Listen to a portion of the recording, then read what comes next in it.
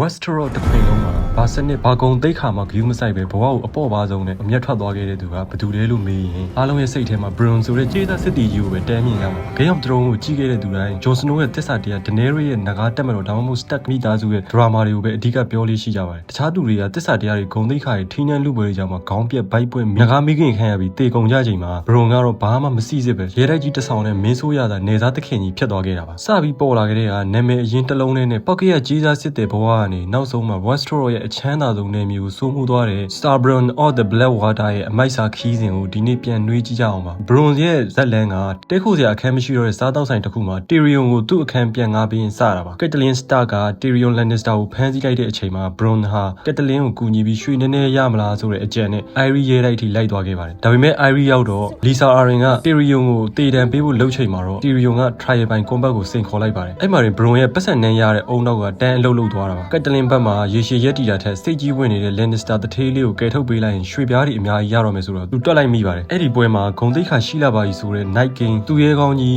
Savardis ဤကန်ကဝစ်စုံအပြေဒိုင်းအပြေနဲ့ထွက်လာတာကို Bron ကအမောဖောက်အောင်ညှင်းဆင်ခြေထောက်ကိုရိုက်ချနန်ချောင်းကိုဓာတ်နဲ့ထိုးခြေထောက်ကြောတွေဓာတ်နဲ့ဖြတ်ပြီးနောက်ဆုံး Mondor အပေါက်ကနေတွန်းချပြီးအနိုင်ယူပစ်လိုက်ပါတယ်။ Lisa Arryn ကဒေါသထွက်နဲ့မင်းဂုံတိတ်ခါမရှိပဲရုံမာစွာတိုက်တယ်လို့ဆွဆွဲတော့ Bron ကဟုတ်တယ်သူကတော့တိုက်ခဲ့တယ်ဆိုပြီးပြုတ်ကျသွားတဲ့သူရဲကောင်းညွှန်ပြခဲ့ပါတယ်။ဒီစကားတစ်ခုနဲ့တင် Bron ဆိုတာဂုံတိတ်ခါထက်အသက်ရှင်ကျန်ရဖို့ကိုပဲဦးစားပေးတဲ့သူဆိုတော့ပြည်သက်တွေတန်းတိသွားခဲ့တာပါ။ Iris ကထွက်လာပြီးတဲ့နောက် Bron နဲ့ Tyrion တို့ရဲ့ဆက်ဆံရေးကစတင်ခဲ့ပါတယ်။ Bron က Tyrion ရဲ့တက်တော်ဆောင်ဖြစ်လာပြီးမြဲသူတို့ကြားဆက်ဆံရေးကတစ္ဆာတရားထက်ပတ်စံပေါ်မှာပဲအခြေခံထားတာပါ။ Tyrion ကလည်း Bron ကိုအမြဲတတိပေးပါတယ်။သူများတွေမင်းကိုဘလောက်ပေးပေးငါကနှစ်ဆပို့ပေးမယ်ဆို Tyrion King's Landing ကိုပြန်ရောက်တဲ့အချိန်မှာ Bron ကအနားမှာထောက်ပံ့ပေးခဲ့သလို Samarin လိုဘရင်တက်တော်ဆောင်တော် Bron ကိုဖြုံရပါတယ်။ Dawn က Obama တဲနဲ့တွေ့ချိန်မှာလဲကြေးစားကနေသူရဲကောင်းဘလို့ဖြစ်လာလဲမေးတဲ့အချိန်ငါလူကောင်းတွေကိုတက်ပြီးဖြစ်လာတာလို့ဒဲလိုပဲဖြေခဲ့ပါတယ်။ Battle of Blackwater မှာတော့ Bron ရဲ့ဘဝမှာအကြီးမားဆုံးအောင်မြင်မှုရရှိခဲ့ပါတယ်။ Stannis Baratheon ရဲ့ရေတက်ကြီး King's Landing ကိုစီးနှင်းချိန်မှာ Wi-Fi ရနေတဲ့ပြည့်နေတဲ့သင်္ဘောကြီးကိုမီးများနဲ့ပြစ်လွတ်လိုက်တဲ့သူဟာ Bron ပါပဲ။အဲ့ဒီပြစ်ချက်တစ်ချက်ထဲနဲ့တင်တိုက်ပွဲရဲ့ရလဒ်ကိုပြောင်းလဲပြစ်ခဲ့ပြီး King's Landing ကိုကယ်တင်နိုင်ခဲ့လို့သူ့ရဲ့ဘဝမှာပထမဆုံးအကြိမ်ဖြစ်သူရဲကောင်းပွဲရရှိပြီး Starborn of the Blackwater ဖြစ်လာခဲ့ပါတယ်။ဒါပေမဲ့သူရဲကောင်းဖြစ်သွားလဲစိတ်တက်ကပြောင်းမသွားပါဘူး။ Tyrion ရဲ့ဒုတိယအကြိမ် Trial by Combat မှာမောင်တိန်နဲ့ရှင်ပြိုင်မှုတောင်းဆိုတော့ဝစ်ကောင်းစားလာတွေနဲ့သူရဲကောင်းဖြစ်နေပြီဖြစ်တဲ့ Bron ကပေါ်တင်ညင်းခဲ့ပါတယ်။ငါမင်းရဲ့တငယ်ချင်းမှာငါမင်းကိုသဘောကျတယ်ဒါပေမဲ့ငါ့ကိုငါပူသဘောကျတယ်လို့ပွင့်ပွင့်လင်းလင်းပဲညင်းခဲ့တာကလည်း Bron ရဲ့တဘာဝအတိုင်းပါပဲ။ Tyrion ထွက်ပြေးသွားပြီးတဲ့နောက်မှာ Bron ရဲ့ partner အသစ်က Jaime Lannister ဖြစ်လာခဲ့ပါတယ်။လက်တစ်ဖက်ပဲရှိတော့တဲ့ Jaime ကိုလှုပ်ဝက်လေ့ကျင့်မှုအကူအညီပေးခဲ့ပါတယ်။ချစ်လို့တော့မဟုတ်ပါဘူးရွှေရလို့ပါ။ Jaime ကသူ့ကိုရဲတိုက်တစ်ခုနဲ့သခင်မျိုးနဲ့မိန်းကလေးတယောက်ပေးမယ်လို့ဂရိပေးပြီး Dawn နယ်မြေအထိ Marcella ကိုသွားကဲကိုခေါ်သွားခဲ့ပါတယ်။ Dawn ရောက်တော့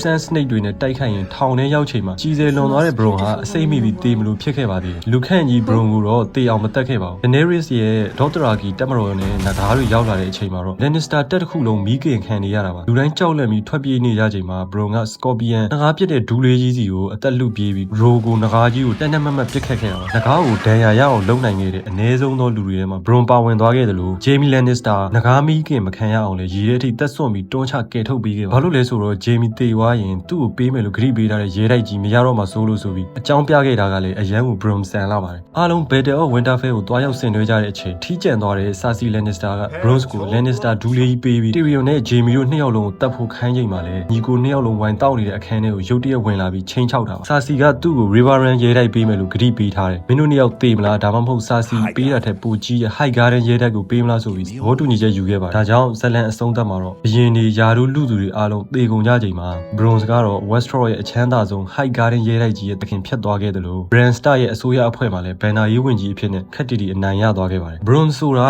Game of Thrones ရဲ့စီးမြင့်တွေကိုဟာတာလှုပ်ခဲ့တဲ့သူပါဂုံတိတ်ခါတွေတစ္ဆာတရားတွေကိုအယုံကြည်မရှိပဲကိုယ့်အသက်ရှင်ရက်တီရေးနဲ့အကျိုးမြတ်ကိုပဲကြီးခဲ့လို့လေဒီကဘာမှာနောက်ဆုံးအထိအသက်ရှင်ကြံပြီးအမြင့်ဆုံးကိုရောက်သွားခဲ့တာပါဇက်လန်တစ်လျှောက်လုံးကျွန်တော်တို့အပျော်စရာရဲစရာအမှတ်တရတွေပေးသွားခဲ့တဲ့ Starborn of the Blackwater အကြောင်းကတော့ဒီလောက်ပါပဲဆုံးထိနားထောင်ပေးတဲ့အတွက်ကျေးဇူးတင်ပါတယ်ခင်ဗျာ